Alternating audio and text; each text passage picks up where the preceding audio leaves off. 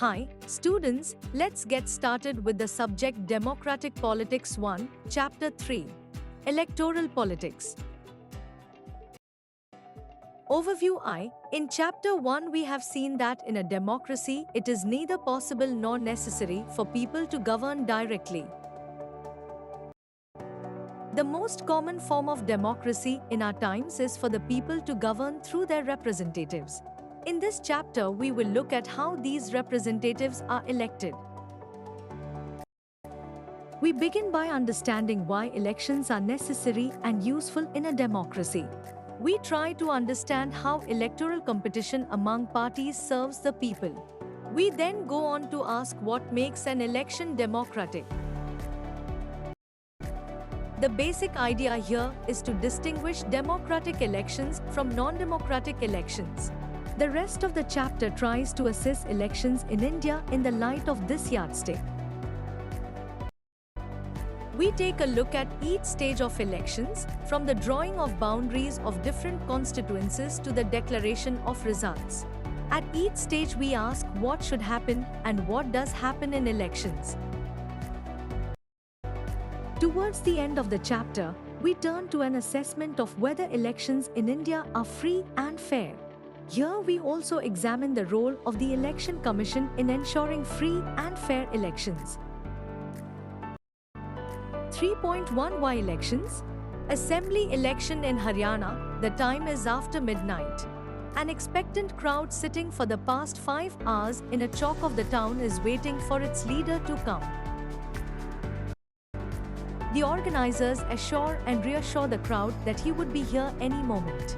The crowd stands up whenever a passing vehicle comes that way. It arouses hopes that he has come. The leader is M.R. Devi Lal, chief of the Haryana Sangharsh Samiti, who was to address a meeting in Karnal on Thursday night. The 76-year-old leader is a very busy man these days. His day starts at 8 a.m. and ends after 11 p.m. He had already addressed 9 election meetings since morning, been constantly addressing public meetings for the past 23 months and preparing for this election. This newspaper report is about the state assembly election in Haryana in 1987. The state had been ruled by a Congress party-led government since 1982. Chaudhry Devi Lal, then an opposition leader, led a movement called Nyaya Yudh, Struggle for Justice, and formed a new party, Lok Dal.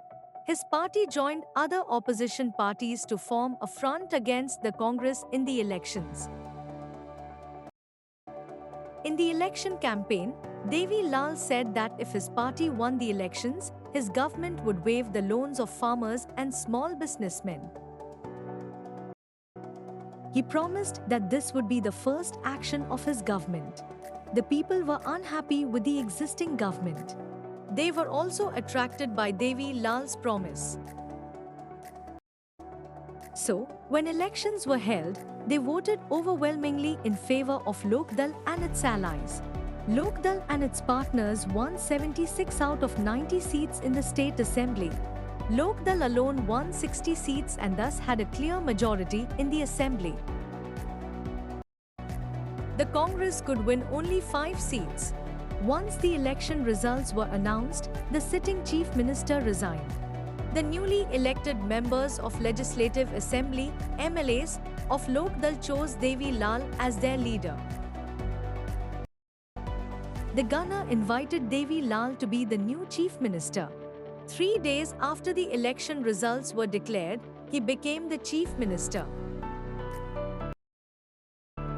As soon as he became the chief minister, his government issued a government order waiving the outstanding loans of small farmers, agricultural laborers and small businessmen. His party ruled the state for 4 years. The next elections were held in 1991. But this time his party did not win popular support. The Congress won the election and formed the government. Why do we need elections? Elections take place regularly in any democracy. There are more than 100 countries in the world in which elections take place to choose people's representatives. We also read that elections are held in many countries that are not democratic. But why do we need elections? Let us try to imagine a democracy without elections. A rule of the people is possible without any elections if all the people can sit together every day and take all the decisions. But as we have already seen in Chapter 1, this is not possible in any large community. Nor is it possible for everyone to have the time and knowledge to take decisions on all matters. Therefore, in most democracies, people rule through their representatives. Is there a democratic way of selecting representatives without elections? Let us think of a place where representatives are selected on the basis of age and experience. Or a place where they are chosen on the basis of education or knowledge. There could be some difficulty in deciding on who is more experienced or knowledgeable. But let us say the people can resolve these difficulties. Clearly, such a place does not require elections. But can we call this place a democracy? How do we find out if the people like their representatives or not? How do we ensure that these representatives rule as per the wishes of the people? How to make sure that those who the people don't like do not remain their representatives? This requires a mechanism by which people can choose their representatives at regular intervals and change them if they wish to do so. This mechanism is called election. Therefore, elections are considered essential in our times for any representative democracy. In an election, the voters make many choices. They can choose who will make laws for them.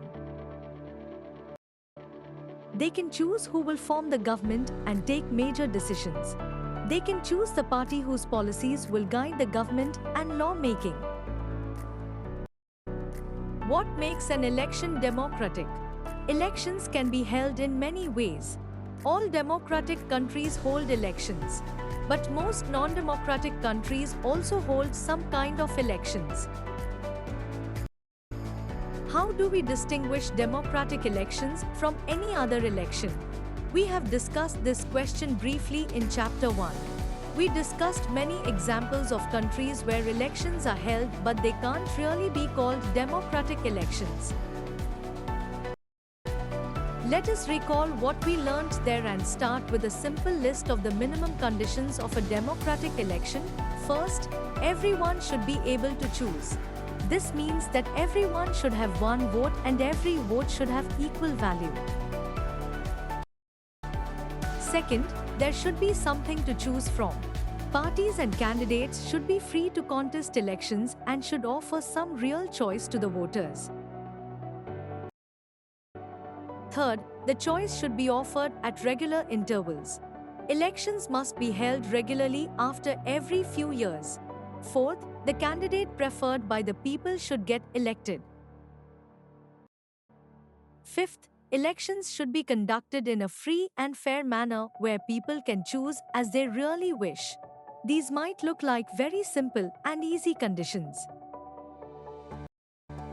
But there are many countries where these are not fulfilled. In this chapter, we will apply these conditions to the elections held in our own country to see if we can call these democratic elections. Is it good to have political competition? Elections are thus all about political competition. This competition takes various forms. The most obvious form is the competition among political parties.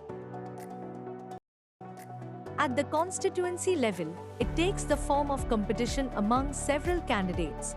If there is no competition, elections will become pointless. But is it good to have political competition? Clearly, an electoral competition has many demerits. It creates a sense of disunity and factionalism in every locality. You would have heard of people complaining of party politics in your locality. Different political parties and leaders often level allegations against one another. Parties and candidates often use dirty tricks to win elections. Some people say that this pressure to win electoral fights does not allow sensible long-term policies to be formulated. Some good people who may wish to serve the country do not enter this arena. They do not like the idea of being dragged into unhealthy competition. Our constitution makers were aware of these problems. Yet they opted for free competition in elections as the way to select our future leaders. They did so because this system works better in the long run. In an ideal world, all political leaders know what is good for the people and are motivated only by a desire to serve them. Political competition is not necessary in such an ideal world. But that is not what happens in real life. Political leaders all over the world, like all other professionals, are motivated by a desire to advance their political careers. They want to remain in power or get power and positions for themselves. They may wish to serve the people as well, but it is risky to depend entirely on their sense of duty.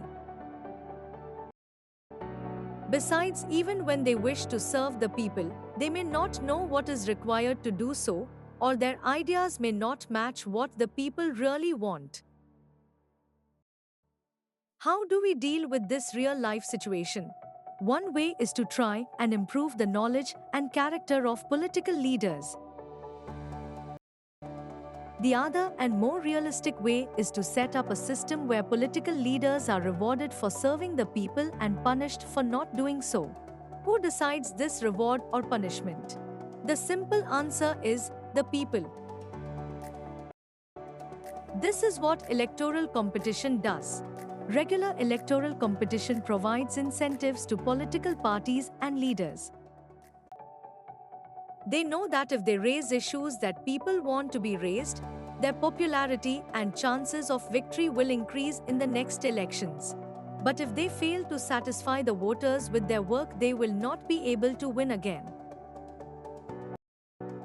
So if a political party is motivated only by desire to be in power, even then it will be forced to serve the people. This is a bit like the way market works. Even if a shopkeeper is interested only in his profit, he is forced to give good service to the customers. If he does not, the customer will go to some other shop. Similarly, political competition may cause divisions and some ugliness, but it finally helps to force political parties and leaders to serve the people. 3.2 What is our system of elections? Can we say that Indian elections are democratic? To answer this question, let us take a look at how elections are held in India. Lok Sabha and Vidhan Sabha, Assembly, elections are held regularly after every 5 years. After 5 years, the term of all the elected representatives comes to an end. The Lok Sabha or Vidhan Sabha stands dissolved. Elections are held in all constituencies at the same time, either on the same day or within a few days. This is called a general election. Sometimes election is held only for one constituency to fill the vacancy caused by death or resignation of a member. This is called a by-election. In this chapter, we will focus on general elections. Electoral constituencies. You read about the people of Haryana electing 90 MLAs. You may have wondered how they did that. Did every person in Haryana vote for all the 90 MLAs? You perhaps know that this is not the case. In our country, we follow an area-based system of representation. The country is divided into different areas for purposes of elections. These areas are called electoral constituencies. The voters who live in an area elect one representative. For Lok Sabha elections, the country is divided into 543 constituencies. The representative elected from each constituency is called a Member of Parliament or an MP. One of the features of a democratic election is that every vote should have equal value. That is why our constitution requires that each constituency should have a roughly equal population living within it. Similarly, each state is divided into a specific number of assembly constituencies. In this case, the elected representative is called the Member of Legislative Assembly or an MLA. Each parliamentary constituency has within it several assembly constituencies. The same principle applies for panchayat and municipal elections. Each village or town is divided into several wards that are like constituencies. Each ward elects one member of the village or the urban local body. Sometimes these constituencies are counted as seats, for each constituency represents one seat in the assembly. When we say that Lok Dal won 60 seats in Haryana, it means that candidates of Lok Dal won in 60 assembly constituencies in the state, and thus Lok Dal had 60 MLAs in the state assembly. Reserve Constitution. Our constitution entitles every citizen to elect her his representative and to be elected as a representative.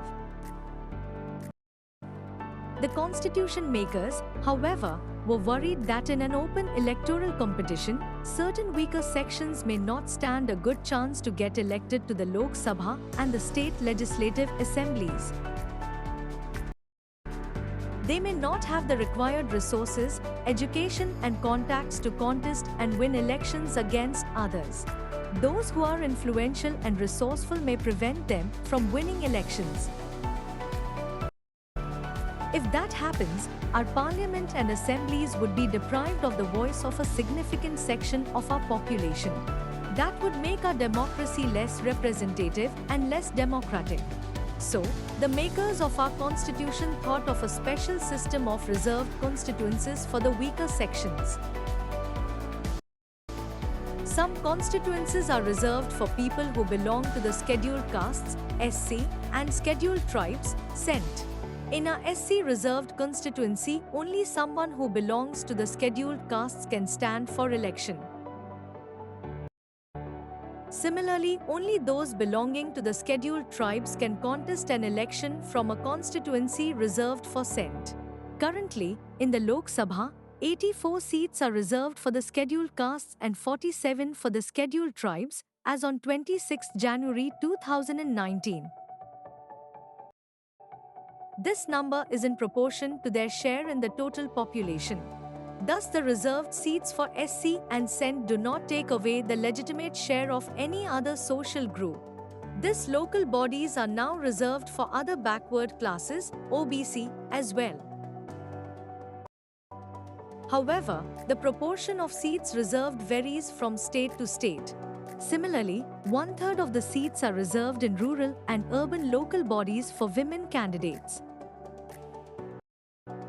Voters list.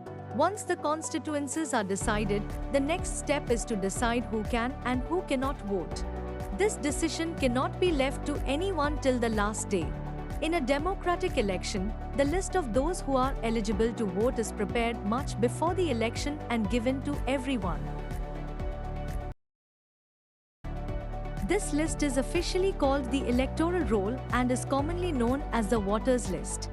This is an important step, for it is linked to the first condition of a democratic election: everyone should get an equal opportunity to choose representatives. Earlier, we read about the principle of universal adult franchise. In practice, it means that everyone should have one vote and each vote should have equal value. No one should be denied the right to vote without a good reason. Different citizens differ from one another in many ways. Some are rich, some are poor, some are highly educated, some are not so educated or not educated at all, some are kind, others are not so kind.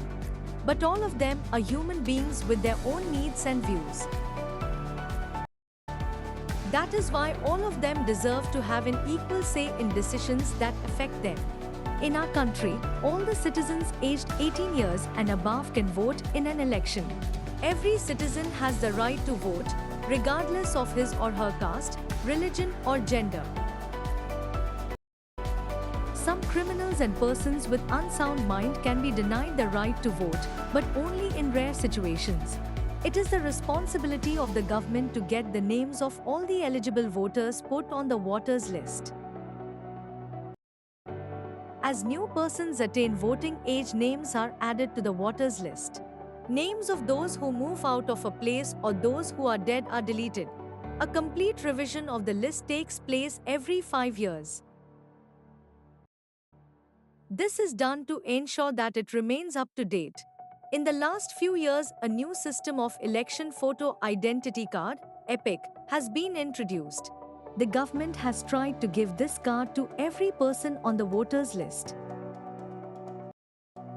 The voters are required to carry this card when they go out to vote, so that no one can vote for someone else. But the card is not yet compulsory for voting. For voting, the voters can show many other proofs of identity like the ration card or the driving license.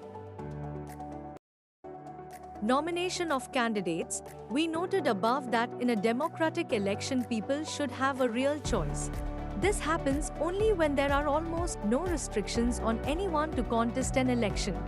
This is what our system provides. Anyone who can be a voter can also become a candidate in elections. The only difference is that in order to be a candidate, the minimum age is 25 years, while it is only 18 years for being a voter. There are some other restrictions on criminals, etc. But these apply in very extreme cases. Political parties nominate their candidates who get the party symbol and support. Party's nomination is often called party ticket. Every person who wishes to contest an election has to fill a nomination form and give some money as security deposit. Recently, a new system of declaration has been introduced on direction from the Supreme Court.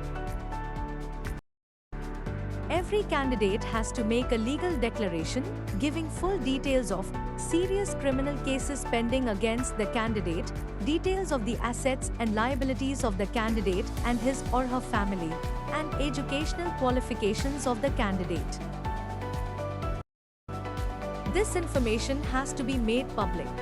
This provides an opportunity to the voters to make their decision on the basis of the information provided by the candidates. Educational qualifications for candidates. Why is there no educational qualification for holding such an important position when some kind of educational qualification is needed for any other job in the country? Educational qualifications are not relevant to all kinds of jobs. The relevant qualification for selection to the Indian cricket team, for example, is not the attainment of educational degrees but the ability to play cricket well. Similarly, the relevant qualification for being an MLA or an MP is the ability to understand people's concerns, problems, and to represent their interests. Whether they can do so or not is examined by lakhs of examiners, their voters, after every 5 years.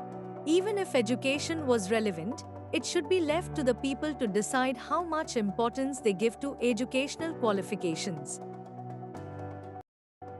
In our country, putting an educational qualification would go against the spirit of democracy for yet another reason. It would mean depriving a majority of the country's citizens the right to contest elections. If, for example, a graduate degree like BA, B.Com or B.Sc was made compulsory for candidates, more than 90% of the citizens will become ineligible to contest elections. Election campaign. The main purpose of election is to give people a chance to choose the representatives, the government and the policies they prefer. Therefore, it is necessary to have a free and open discussion about who is a better representative, which party will make a better government, or what is a good policy. This is what happens during election campaigns. In our country, such campaigns take place for a 2-week period between the announcement of the final list of candidates and the date of polling. During this period, the candidates contact their voters, political leaders address election meetings, and political parties mobilize their supporters. This is also the period when newspapers and television news are full of election-related stories and debates. But election campaign is not limited to these 2 weeks only. Political parties start preparing for elections months before they actually take place. In election campaigns, political parties try to focus public attention on some big issues. They want to attract the public to that issue and get them to vote for their party on that basis. Let us look at some of the successful slogans given by different political parties in various elections. The Congress party led by Indira Gandhi gave the slogan of Garibi Hatao, remove poverty, in the Lok Sabha elections of 1971. The party promised to reorient all the policies of the government to remove poverty from the country. Save Democracy was the slogan given by Janata Party under the leadership of Jaya Prakash Narayan in the Lok Sabha election held in 1977. The party promised to undo the excesses committed during emergency and restore civil liberties. The Left Front used the slogan of Land to the Tiller in the West Bengal Assembly elections held in 1977. Protect the self-respect of the Telugus was the slogan used by N.T. Rama Rao, the leader of the Telugu Desam Party in Andhra Pradesh Assembly elections in 1983. In a democracy, it is best to leave political parties and candidates free to conduct their election campaigns the way they want to. But it is sometimes necessary to regulate campaigns to ensure that every political party and candidate gets a fair and equal chance to compete. According to our election law, no party or candidate can bribe or threaten voters, appeal to them in the name of caste or religion, use government resources for election campaign,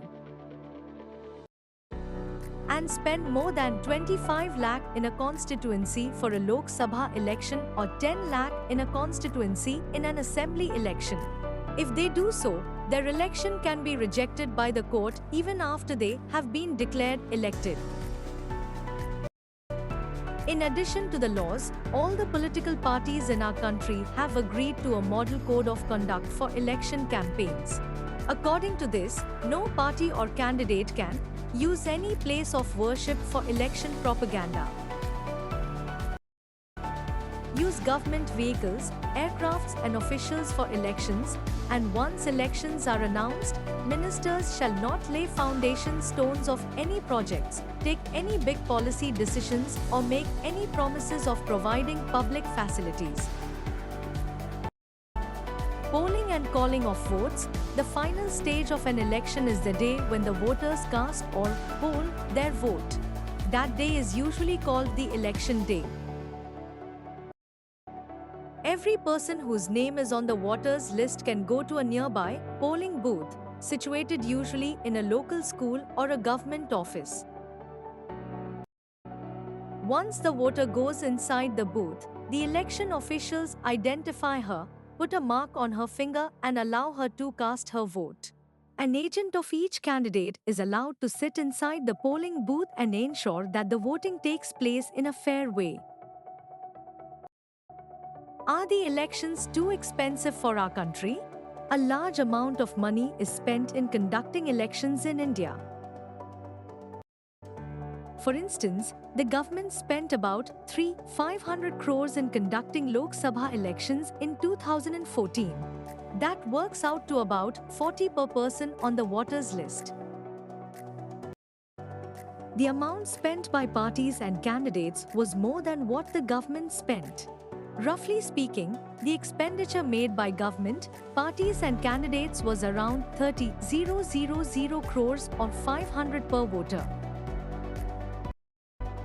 Some people say that elections are a burden on our people, that our poor country cannot afford to hold elections once every 5 years. Let us compare this expenditure with some other figures. In 2005, our government decided to buy 6 nuclear submarines from France. Each submarine cost about 3,000 crores. Delhi hosted the Commonwealth Games in 2010. The estimate for its cost is around 20,000 crores.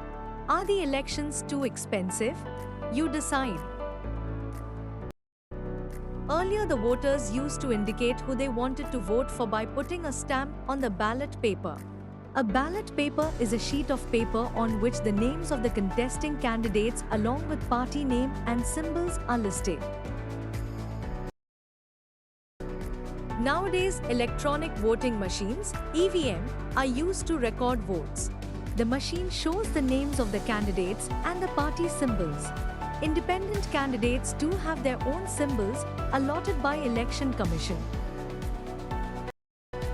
All that the voter has to do is to press the button against the name of the candidate she wants to give her vote. Once the polling is over, all the EVMs are sealed and taken to a secure place. A few days later, on a fixed date, all the EVMs from a constituency are opened and the votes secured by each candidate are counted. The agents of all candidates are present there to ensure that the counting is done properly. The candidate who secures the highest number of votes from a constituency is declared elected. In a general election, usually the counting of votes in all the constituencies takes place at the same time, on the same day. Television channels, radio and newspapers report this event. Within a few hours of counting, all the results are declared and it becomes clear as to who will form the next government. 3.3 What makes elections in India democratic? We get to read a lot about unfair practices in elections. Newspapers and television reports often refer to such allegations.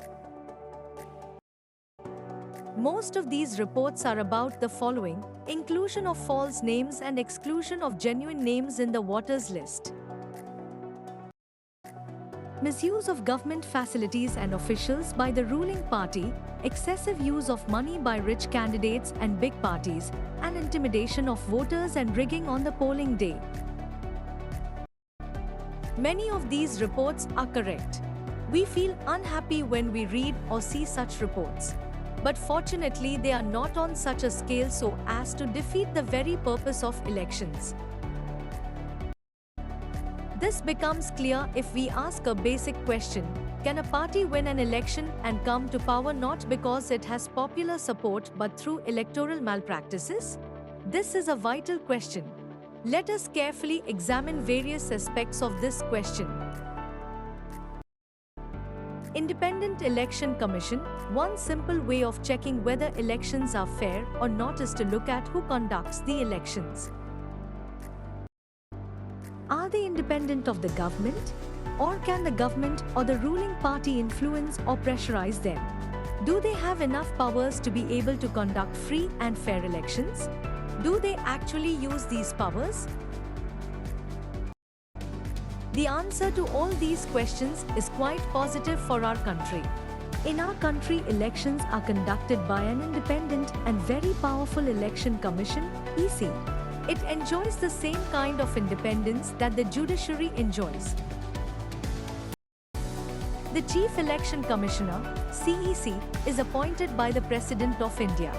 But once appointed, the Chief Election Commissioner is not answerable to the President or the government. Even if the ruling party or the government does not like what the commission does, it is virtually impossible for it to remove the CEC. Very few election commissions in the world have such wide-ranging powers as the Election Commission of India.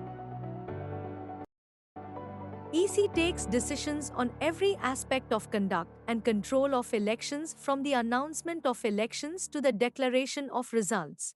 It implements the code of conduct and punishes any candidate or party that violates it. During the election period, the EC can order the government to follow some guidelines to prevent use and misuse of governmental power to enhance its chances to win elections or to transfer some government officials. When on election duty, government officers work under the control of the EC and not the government. In the last 25 years or so, the Election Commission has begun to exercise all its powers and even expand them. It is very common now for the Election Commission to reprimand the government and administration for their lapses. When election officials come to the opinion that polling was not fair in some booths or even an entire constituency, they order a report. The ruling parties often do not like what the EC does, but they have to obey. This would not have happened if the EC was not independent and powerful. Popular participation. Another way to check the quality of the election process is to see whether people participate in it with enthusiasm. If the election process is not free or fair, people will not continue to participate in the exercise. Now, read these charts and draw some conclusions about participation in India. 1. People's participation in election is usually measured by voter turnout figures. Turnout indicates the percent of eligible voters who actually cast their vote. Over the last 50 years, the turnout in Europe and North America has declined. In India, the turnout has either remained stable or actually gone up. In India, the poor, illiterate and underprivileged people vote in larger proportion as compared to the rich and privileged sections. This is in contrast to Western democracies. For example, in the United States of America, poor people, African Americans and Hispanics vote much less than the rich and the white people. 3. Common people in India attach a lot of importance to elections. They feel that through elections they can bring pressure on political parties to adopt policies and programs favorable to them. They also feel that their vote matters in the way things are run in the country. 4. The interest of voters in election-related activities has been increasing over the years. During the 2004 elections, more than one-third voters took part in campaign-related activities. More than half of the people identified themselves as being close to one or the other political party. 1 out of every 7 voters is a member of a political party. Acceptance of election outcome. One final test of the free and fairness of election has in the outcome itself. If elections are not free or fair, the outcome always favors the powerful. In such a situation, the ruling parties do not lose elections. Usually, the losing party does not accept the outcome of a rigged election. The outcome of India's elections speaks for itself. The ruling parties routinely lose elections in India both at the national and state level. In fact, in every 2 out of the 3 elections held in the last 25 years, the ruling party lost. In the US, an incumbent or sitting elected representative rarely loses an election. In India, about half of the sitting MPs or MLAs lose elections. Candidates who are known to have spent a lot of money on buying votes and those with known criminal connections often lose elections. Barring very few disputed elections, the electoral outcomes are usually accepted as people's verdict by the defeated party. Challenges to free and fair elections. All this leads to a simple conclusion: elections in India are basically free and fair. The party that wins an election and forms government does so because people have chosen it over its rivals.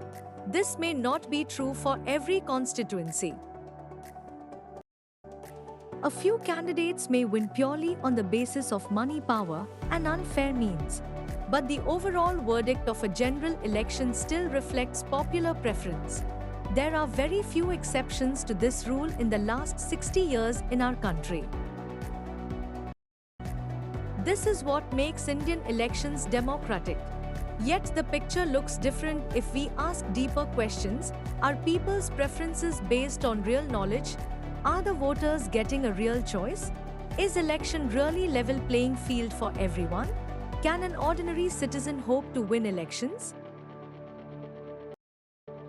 Candidates and parties with a lot of money may not be sure of their victory, but they do enjoy a big and unfair advantage over smaller parties and independents. In some parts of the country, candidates with criminal connection have been able to push others out of the electoral race and to secure a ticket from major parties. Some families tend to dominate political parties. Tickets are distributed to relatives from these families. Very often elections offer little choice to ordinary citizens, for both the major parties are quite similar to each other both in policies and practice. Smaller parties and independent candidates suffer a huge disadvantage compared to bigger parties. These challenges exist not just in India but also in many established democracies. These deeper issues are a matter of concern for those who believe in democracy. That is why citizens, social activists, and organizations have been demanding reforms in our electoral system. Can you think of some reforms? What can an ordinary citizen do to face these challenges?